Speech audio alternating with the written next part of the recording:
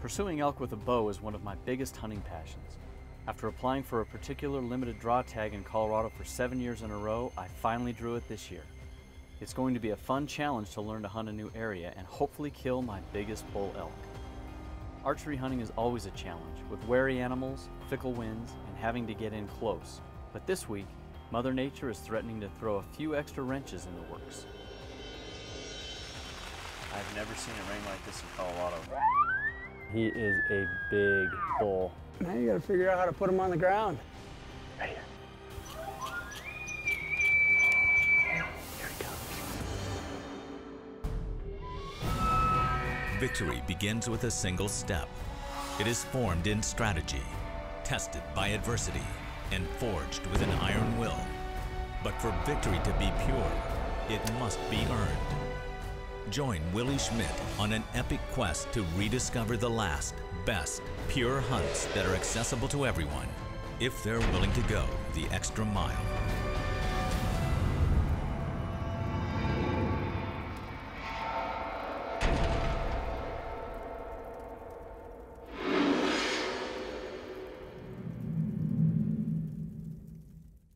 Pure Hunting is brought to you by Browning, the best there is.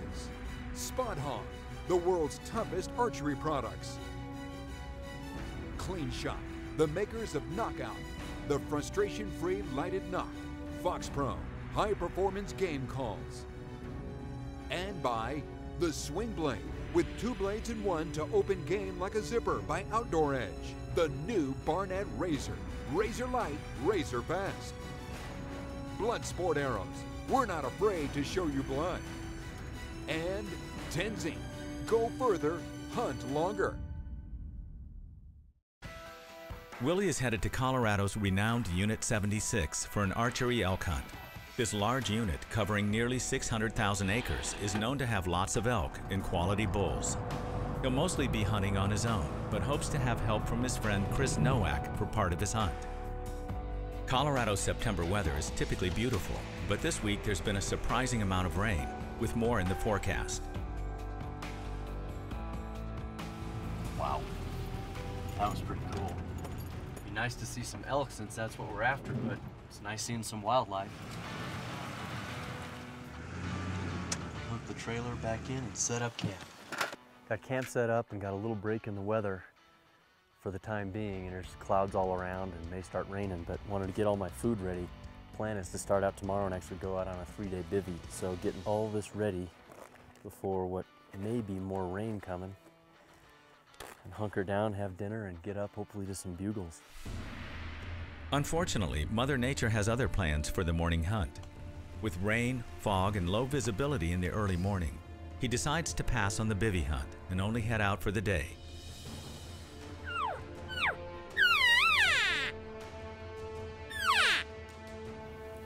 Squirrels chattering over there. Squirrels chatter a lot at you in the woods, but also if you hear one a ways off, sometimes a deer, elk, or something's moving through there, so you gotta pay attention. With a break in the fog and the elk not responding to calls, Willi heads to a high point to glass. Got set up here to glass and things have kind of cleared up a little bit. Got a pretty good bull down here in the bottom. That one doesn't have a back left hoof on him. It's the strangest deal, but he's hobbling around, getting around pretty good. And then kept glassing and saw a bull and a cow come out, and they've been feeding in and out of the trees, so I think that's our best bet. They're not talking, but we've got visual, so I'm gonna work down through this valley, get up in some trees, looks like maybe a quarter mile away from them, and start calling and see if we can get a response. If not, sneak in on them, assuming they're still there.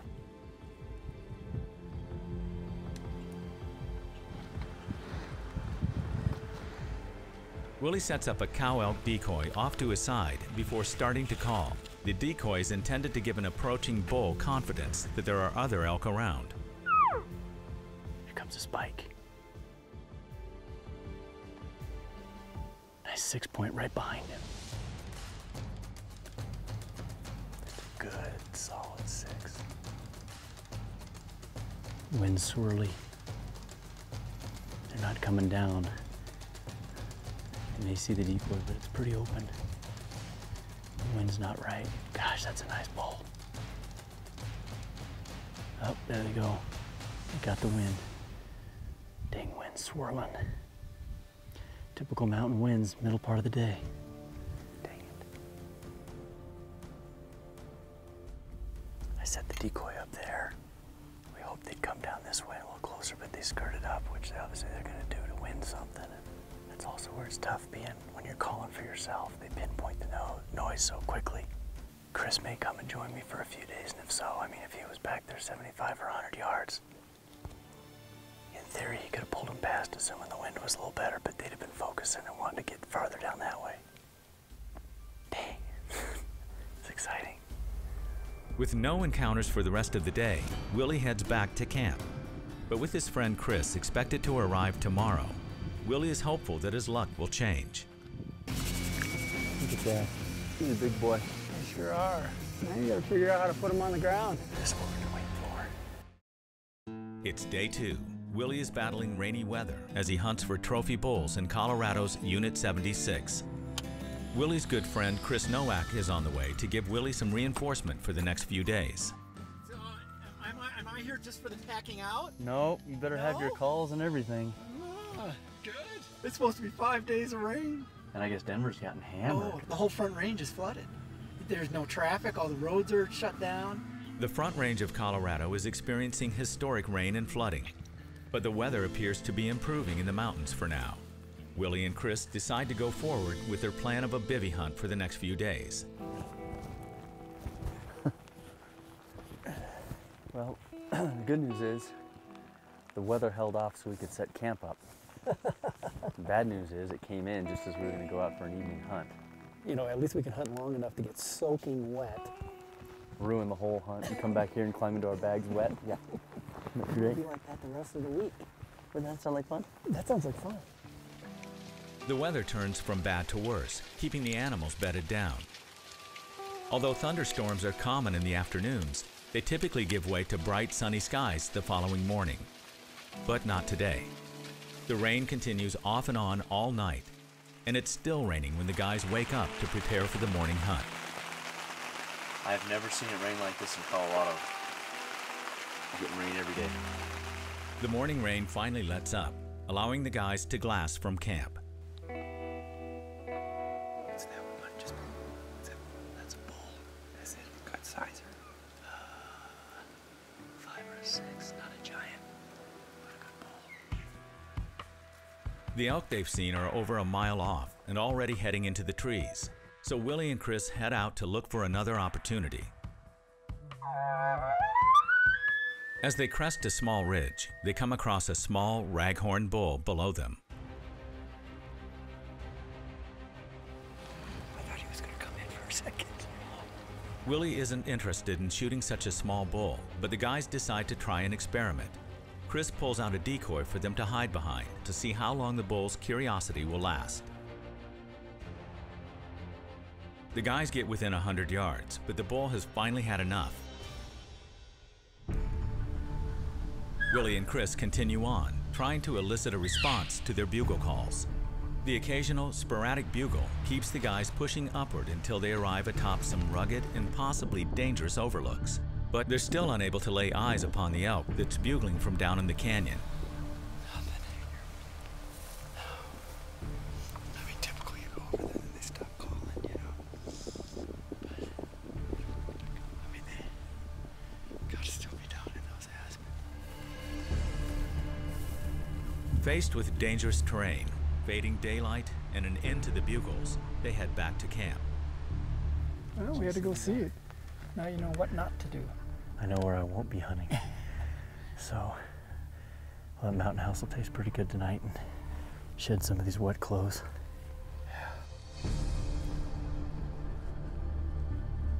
Now we got a big bull bugling down here, straight downhill.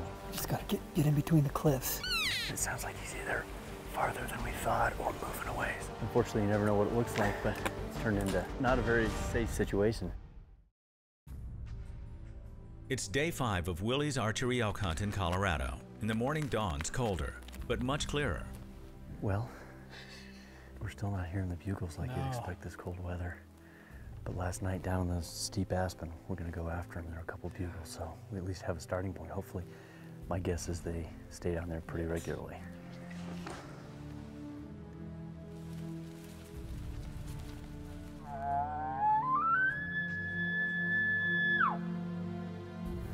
Nothing.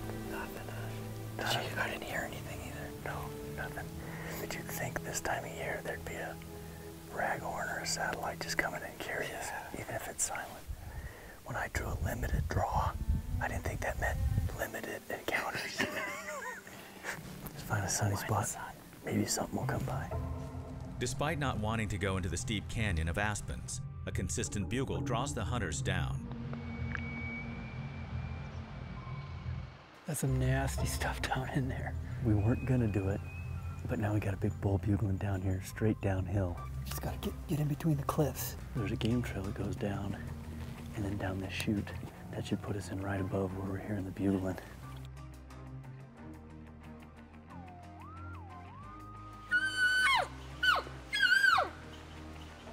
We heard the bull bugle a couple of times. It sounds like he's either farther than we thought or moving away, so Chris is coming, we'll move down a couple 100 yards and try it again. But the slope and rocky terrain only get worse, and soon the falling rain makes the descent more dangerous. Since we left that bull and we dumped 800 feet down, we had two choices: climb 800 feet or go all the way around this basin that we thought wouldn't be too bad, and it's turned into not a very safe situation. No. Unfortunately, you never know what it looks like, but we're hoping we can finally hit some flat earth stuff, get below the scree and get out of here in that bottom and get back. But we've got several miles to go and maybe 3 hours of light left. Yeah, we just gotta take our time because these boulders are nasty. We don't need broken ankles. Broken legs are worse. After emerging from the steep, rocky ground, the guys are able to hunt again on their way back to camp.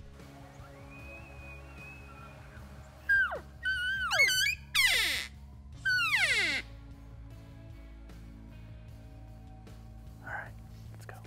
The guys do get a bull to respond, but with the sound echoing off the rocks, it's difficult for them to determine the direction it's coming from. As the light fades and the guys head back to camp, they spot some elk high on the horizon. Look at that. Yeah, you heard our calls. He's a big boy. Those whale tails are big. They sure are. Look at him, nose to the ground. That's why you came here. Now you gotta figure out how to put them on the ground. And he is a big bull. Oh, wide. Yeah. That's why you hunt. As frustrating as it's been, you know they're in here. For some reason, they're just not talking. He's looking down here almost like he knows we're here. Yeah. Here. Here he comes. With the sun finally shining, Willi and Chris dry out their gear. Unfortunately, this break in the weather also signals the end of Chris's time in the field. Willi decides it's time for a change in locations. We're leaving and it's warm and dry. Well, unfortunately, we are leaving. Thanks for coming and making a long weekend out of it. I thought I had the spot. We knew the elk were in here. They just didn't want to play. Well, it was a great time. You know, I've never spent 5 days in the rain like this continuously ever, so. I think you jinxed it when we went out that first evening and you said, well, we're going to be out just long enough to get wet for the rest of the trip. Yeah. Thanks for that. Well, thanks, man. I wish I was doing yours, yeah. That was fun. Okay, let's go. I don't want to go home. See you, man. Taking a little Colorado blue spruce with him.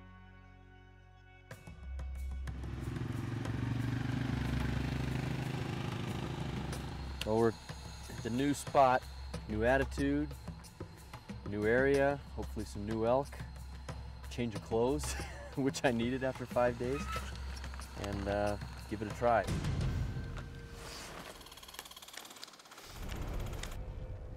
Later in the afternoon, Willi hears a bugle and sets up on a logging road.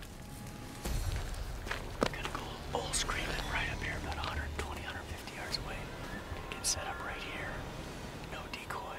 Soft cow call, see if we can get him in.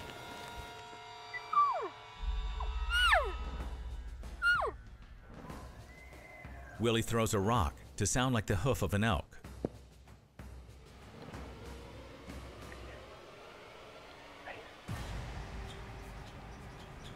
He's right behind the tree. One arrow. This is what we've been waiting for. Here he comes.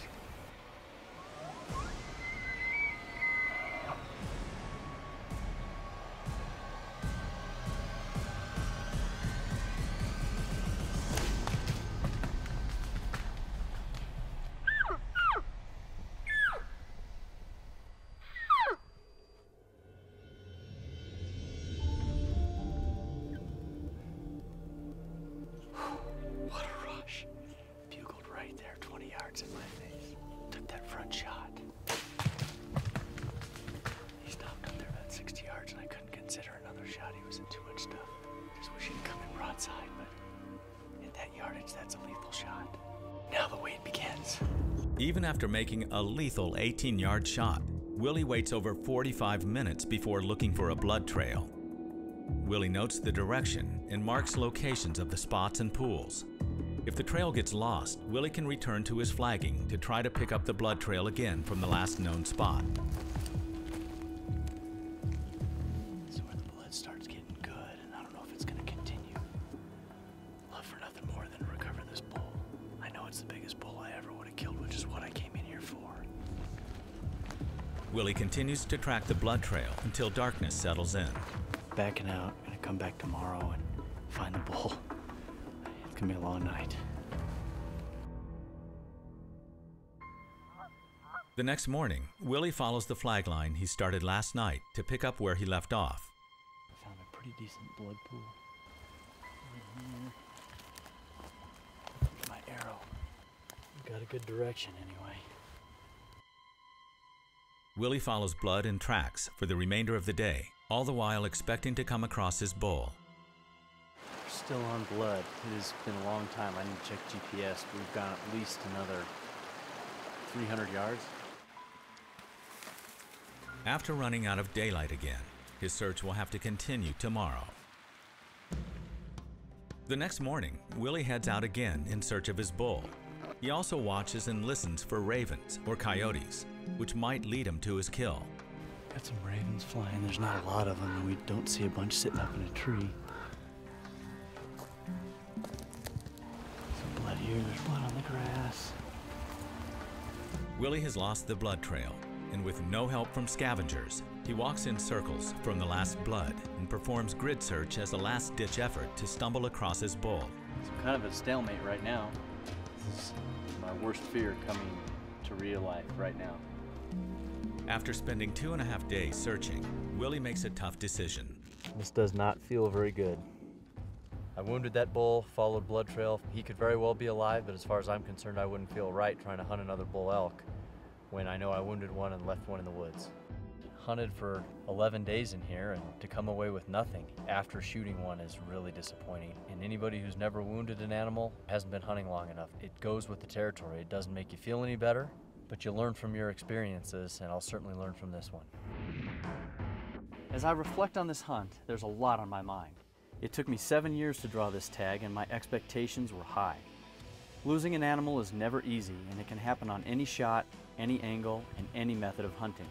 Although there were some disappointments, especially with the end result, I had my chance, and the experience was amazing. I will remember this hunt with mixed emotions and hard lessons learned, but I'll take them both with me on all of my future adventures.